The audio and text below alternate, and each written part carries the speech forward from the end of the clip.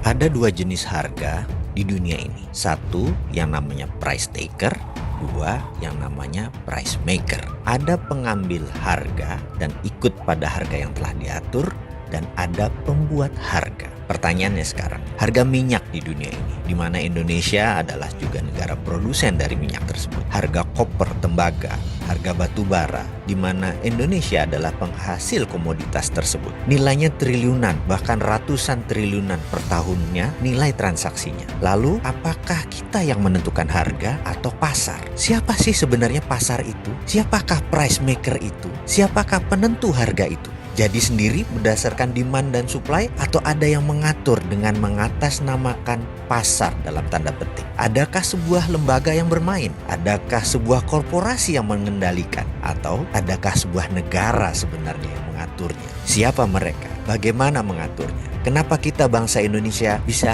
menjadi korban atau hanya sebagai price taker saja? Tidak bisa Indonesia menjadi price maker. Kenapa kita tidak bisa menentukan harga? Mengapa harga teh, harga tembakau, harga sawit, CPO kita sebagai negara produsen kalah dengan pasar?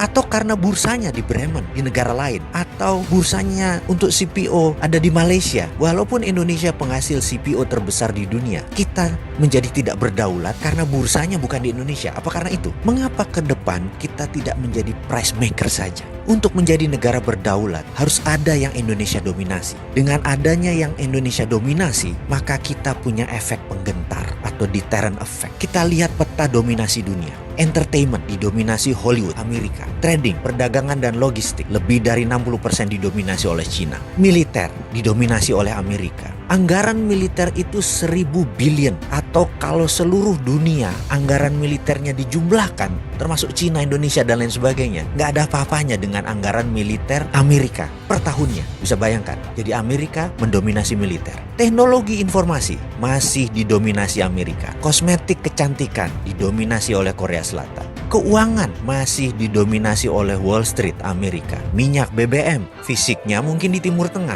tapi Amerika masih mendominasi. Lalu, apa yang Indonesia bisa dominasi ke depan? Kita ini punya keunggulan geografi. Sumber mineral kita semua ada. Lahan yang subur, kita memiliki air. Lebih dari 95% wilayah Indonesia mengandung air, H2O. Matahari kita, lebih dari 99% wilayah Indonesia terpapar matahari. Pupuk dari barisan gunung vulkanik itu berjajar di 80% wilayah Indonesia. Dan kita memiliki jalur laut yang dilintasi kapal niaga yang nilainya per tahunnya juga sangat besar. Lalu dengan kekuatan itu, apa yang kita bisa dominasi? Atau kita mulai dengan mendominasi bursa ikan. Kita ingin menentukan harga ikan dori, ikan tuna dan lain sebagainya. Mengapa bursanya tidak di negara Indonesia, di negara archipelago ini? Kenapa kita nggak buat bursa ikan yang bisa menentukan harga ikan? Atau mengapa kita tidak menjadi negara penguasa food hegemoni? Kita mendirikan food estate di mana-mana, di banyak lahan di Indonesia yang masih kosong untuk menjadi pangan dunia, lengkap dengan pengalengan dan pembekuannya. Mengapa kita tidak membangun bursa untuk mineral, logam industri, bursa tanah jarang? Sungguh Pak Pemimpin, mengelola negara kalau normal itu membosankan. Terkadang